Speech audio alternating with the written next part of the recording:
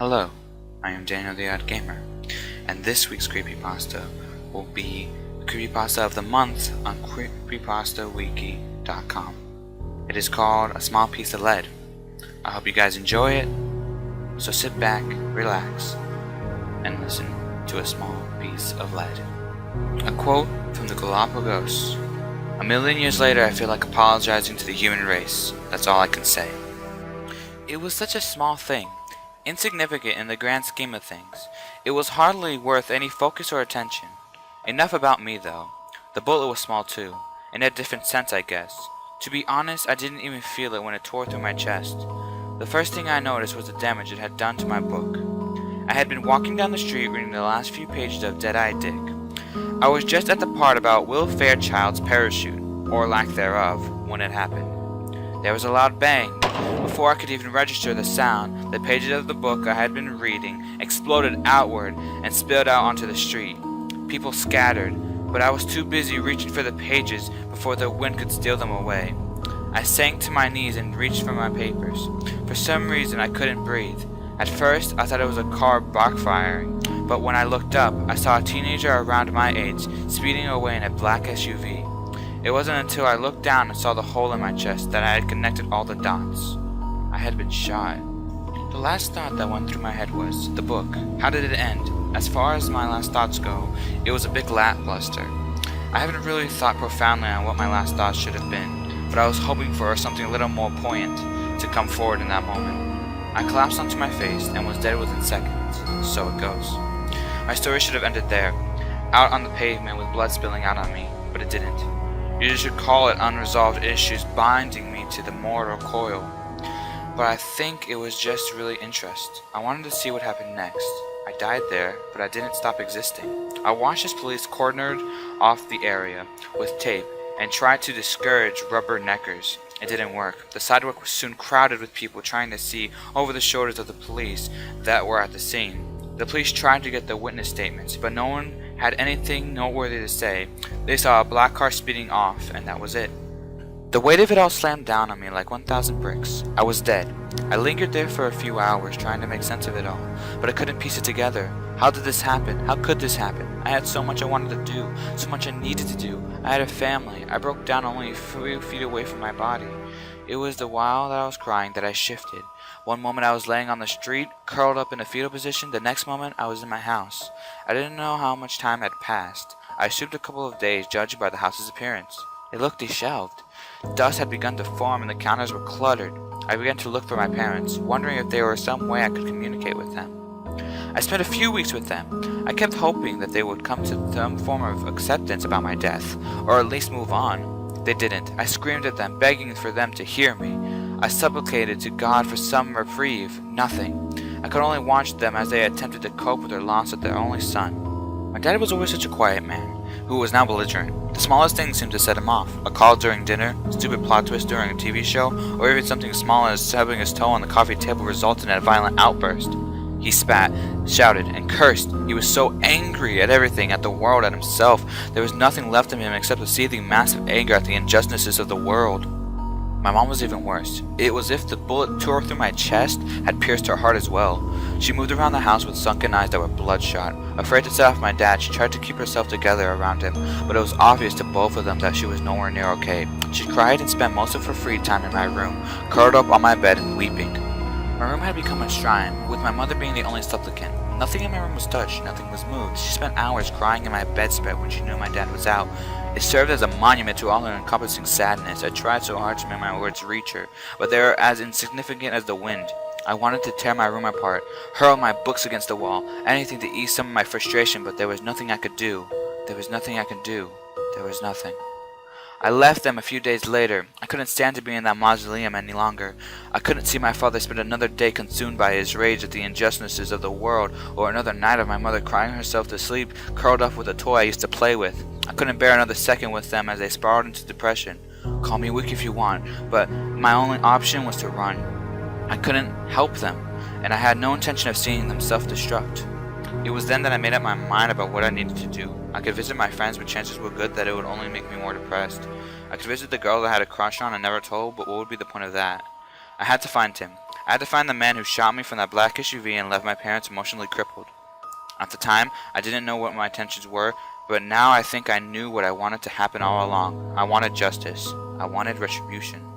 It didn't take long to find him. I don't know if there was some bond we shared or just some dumb luck. This man and I were instinctively linked. As soon as I saw him, I knew that I would be there until the day he died. He looked like nothing I imagined. If anything, he was younger than I was. He looked like he wasn't a day over 16. He even had acne, for God's sakes. He was thin and lived in an apartment complex with his mother. She was a single mom, so she spent most of her time at work, giving him free reign over their tiny apartment. He spent most of his time in his room listening to rap. I spent most of my day watching him in confusion. How could this teenager kill me? For what reason did he have to pull the trigger? I spent my first week there, following him everywhere and watching him, waiting to see for some form of remorse or regret for his actions. He gave no indication that my death had impacted him in any way. He hung out with his friends, who looked like a bunch of suburban teenagers playing at being gangsters. There was no interaction that had burned into my memory. He had a friend over, and they were both in his room, crowded around his window, taking turns passing a joint back and forth, with each inhalation both erupted in a flurry of coughs, betraying their obvious attempts to mask their inexperience. When they were both specifically stoned, his friend stared in on him about the drive-by. How'd it feel to pull the trigger? Come on, dude, it was only just a twitch of the finger, nothing more. But you could get caught. I mean, you killed... My murderer interrupted. Cops ain't gonna do anything. Just another drive-by. Just another typical Sunday. As for the punk I capped, he was just in the wrong place at the wrong time. It was all part of initiation, right? Now the others would know we're serious. That was the end of it. They tried their best to air the pot out of the room, but the words he spoke hung around me like a malicious miasma. His words echoed around in my brain, beating and tearing into me. I made myself a promise as I stood watching them joke and laugh. I would return the favor. I would drill my words into him like a stake through the chest. Every night, as he lay in his bed, I glided up to his sleeping form. I bent down and whispered in his ear. I whispered of the horrible fate that awaited him. I murmured my murderous, malicious intents to him throughout the night. I intimated my intentions of what I was going to do to him once he died and entered my plane of existence. I was going to tear him apart limb from limb and piece by piece. I was going to turn his afterlife into hell because I couldn't impact him in this life. I whispered throughout the night to his sleeping form, much like my previous attempts at communication had failed. He gave no indication of having heard me, but that didn't stop me from doing it. It was a cruel compulsion. It gave me a reason to exist. I spent the day haunting him and thinking of wretched words to whisper to him at night. The change was almost imperceptible at first. I'd been whispering his sins into his ears for a week now, and I was ready to give up and resign myself to my fate when it happened. On the 8th night, Michaela rolled over in his sleep, and I heard the faintest sound. It sounded like a whimper, some pained response to my tireless efforts. That one action, that small sound, caused me to redouble my efforts. Was I able to reach him somehow? I had managed to intimidate a message to someone. I was ecstatic. Maybe with time I could learn to control this gift. I had to keep talking to him. I had to keep tormenting him. The thought never crossed my mind to return to my parents and attempt some form of reconciliation for them, or help them move on. I was too busy with the men who had put me in this position. I think that my greatest regret in all of this, I had the opportunity to try and help my parents move on, but instead I chose to torment my killer. He stopped hanging out with his wannabe gangster friends. He became withdrawn and stopped speaking to people as he grew more and more reserved. Still I whispered my curses and incentives. He would sneak off at times during the day, wiping away tears at night. He would break down, crying into his pillow in an attempt to smother the sound. Still I whispered. He wasn't the only one that began to crumble away. My metamorphosis began as something almost imperceptible. It started with my skin beginning to crack. Tiny fissures spread along my flesh, revealing decaying tissue underneath. My skin turned molded and gray. I couldn't see my entire body, but I was certain that if I could, it would be similar to a moldering corpse. I reasoned that it was affecting my body decomposing. My ghostly form was still linked to my body in some way. As it rotted, so did my current form. I wondered what would happen to me if enough time passed. Would I reduce to a mummified remains, or would worms pick me apart, leaving me a skeleton? Either way, it didn't matter to me. I was too busy tormenting him. I wouldn't stop and couldn't stop. I continued my malevolent midnight mantras for him for 2 more weeks before the end came. I had started whispering to him at all hours of the day, but then, he hadn't left his room at all that weekend. He just sat in darkness as I told him of my hatred for him and how it would be better if he died. Upon uttering those words, the floodgates shattered. My words couldn't reach him, but maybe my statements did. He shot up from his bed as if galvanized and began tearing down posters, throwing his stuff around the room and venting his emotions. His mom heard the commotion and began knocking on the door. He ran across the room and locked the door before she could open it. She asked what was wrong, and that was when he began his confession. The words spelled out of him like blood from a bullet hole. He wept. I killed him. I didn't mean to. They said I would have to do something to prove I wanted into the gang, that I would be willing to do anything for them. I thought if I pulled the trigger but missed him, it would be good enough. It was an accident, I swear. I didn't mean to shoot him. I didn't. Oh God, I didn't. I could almost hear the gears in her brain turning to try and connect the dots. It only took a few seconds before there was a loud thud on the other side of the door as she collapsed under the weight of his revelation, her breath stolen away from her. He began tearing apart his closet, looking for something. He found it and returned to his bed, cradling the object like a precious gift. The gun looked heavy in his grip, almost comedically large in his small hands. He sat down and thumbed the safety off. I was surprised he could even manage that through his tears. He turned the gun back and forth in his hands as if trying to figure out something. He must have reached a conclusion because he took a deep breath, wiped away his tears, and spoke. "I'm sorry, Mom." A quote from Cat's Cradle reverberated through my mind upon hearing those words. Now I will destroy the whole world. He turned the barrel towards himself and raised it to his head.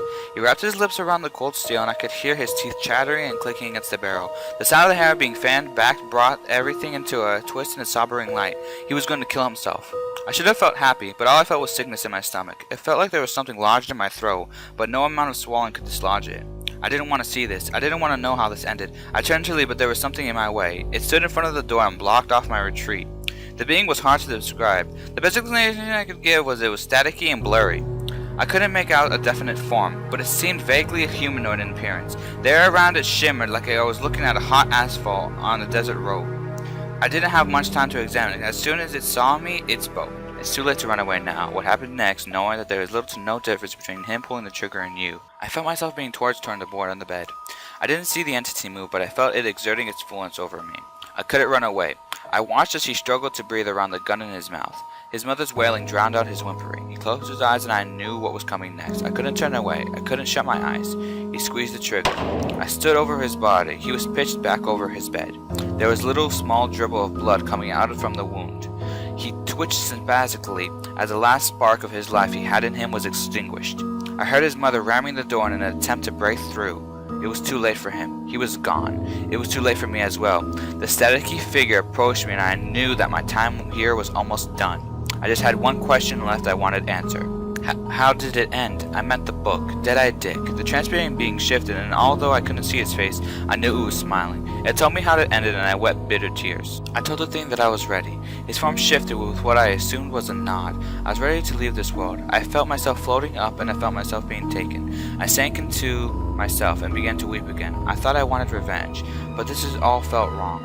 I had taken his life just like he had taken mine. The only difference was that I was intentional. He hadn't meant to kill me. I had. The being tried to carry me, but it wasn't long before I felt myself sinking. My soul was far too heavy to be carried. I wish I could say that the years passed by in the blink of an eye, but that wouldn't be the truth. They dragged by slowly. I suffered under each crawling hour.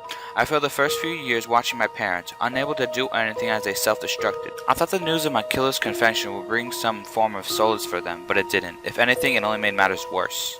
My father began drinking himself into oblivion. He would stay out all hours of the night and wouldn't return home until he could barely walk. Sometimes he would pick a fight in a bar and attempt to forget about what happened to me. It never worked. His last moments were actually in an alley behind a bar 4 years after my death. He picked a fight with a kid who he unjustly blamed for his shortcomings. The man laid him out in an alley with a single punch and left him there. As he was face first in the concrete, he drowned in his own vomit. My mother's end was no better. The news of my father's death was too much for her. She survived a few months after his death, but her heart wasn't in on it. She swallowed a bottle of pain medication left over from an old surgery. She spent her last moments on my bed waiting to overdose with an old sweater I used to wear across her lap. As the end approached, she reached out as if she could see me standing only a few feet away from her. She couldn't. If she did, she would have cried out in terror. I had deteriorated so much by the point that I wasn't even recognizable. My stomach had become tumescent, and my flesh began weeping a milky substance. My eyes had completely withered in my head, but I could still see. My skin has become leathery and cracked, but I can still feel. The worst part of all is that I'm stuck here. The afterlife has been barred to me, and I'm trapped here, left to watch the world that I can no longer care about. It took a few more years for me to figure out. By this time, all my friends had passed away, and I had nothing to occupy my time except my thoughts. I finally figured out why I looked this way. It had nothing to do with my corpse. My appearance was directly impacted by my interaction with the boy who killed me. It wasn't due to my body decomposing. It was my soul rotting. You want to know something? We are still in the Dark Ages. The Dark Ages, they haven't ended yet.